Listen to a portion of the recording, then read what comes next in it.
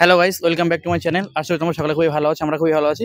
আর আজকে আমরা রয়েছি উত্তর দেবীপুর মা নারায়ণী ক্রাউন ক্লাব। আর এখানে যে থিমটা আজকে রয়েছে, তো চলো দেখাবো কাছ থেকে। আর কমিটি দাদা ভাইরা আছে, আমরা তার থেকে জিজ্ঞাসা করে নেবো। আর আমরা এটাও দেখেছি যে এই ক্লাবে কিন্তু যে জয়নগর কুলতলি থেকে সার্বিক সম্মান দেওয়া হয়েছে। তো চলো কমিটি দাদা ভাইরা আছে, আমাদের তাদের থেকে কিছু জানবো। তো মন্দিরের যে লাইটিংটা করা হয়েছে, যে থিমটা, সেটা কিন্তু অসাধারণ লাগছে লাইটিংটা। তো চলো ক্লাবের দাদা ভাইরা আছে, আমরা তার থেকে জানবো এই থিমটার নাম কি রয়েছে আর এই জায়গার ঠিকানাটা, অ্যাড্রেস, টোটালটা তোমাদের দেখানোর চেষ্টা করব। তো চলো। তো এখানে ক্লাবের দাদা ভাইরা রয়েছে। এই যে থিমটা রাখা হয়েছে সেটার নামও আমরা জেনে নেব। তো দাদা ভাই, আপনাদের এই অ্যাড্রেসটার নামটা একটু বলুন, জায়গাটার নাম একটু বলুন। এটা হচ্ছে আমাদের গ্রাম উত্তর দেবীপুর, থানা মইপিট কোস্টাল, জেলা দক্ষিণ চব্বিশ পরগনা। আচ্ছা, এবছরের ভাবনাটা কি?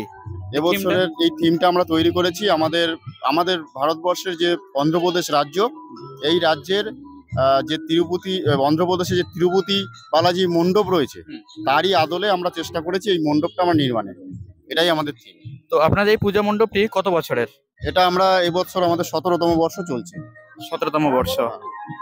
তো এখানে কিন্তু স্মারক সম্মান, যে জয়নগর কুলতলি প্রেস ক্লাবের, সেখান থেকে কিন্তু স্মারক সম্মান, সেটা কি প্রথম স্থানে আপনাদের? হ্যাঁ, আমরা জয়নগর কুলতলি প্রেস ক্লাবের যে শারদ সম্মান আমরা প্রথম স্থানই অধিকার করেছি। তো বন্ধুরা দেখতে পাচ্ছেন, একদম কিন্তু সেই দেবীপুর, আপনারা জানেন মইপিটে শেষে একদম প্রত্যন্ত গ্রাম, সেখানে কিন্তু এত সুন্দর একটা মন্দির সেজে উঠেছে। যে আমাদের পিছনে যত সুন্দরভাবে মন্দিরটাকে ডেকোরেশন করা হয়েছে, থিমটা সত্যি বলছি অসাধারণ।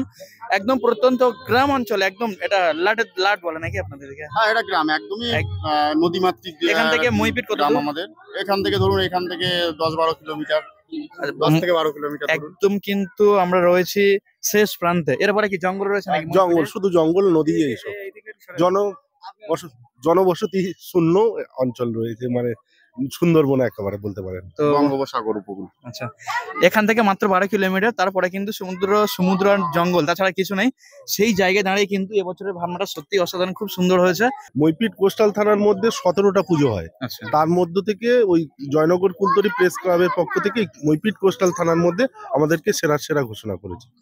তো অনেকে হয়তো এই অ্যাড্রেসটা জানেন না, তো আমি আরো একবার দাদা বলবো অ্যাড্রেসটা বলতে। আপনারা আসুন এখানে, আজকে তো নবমী।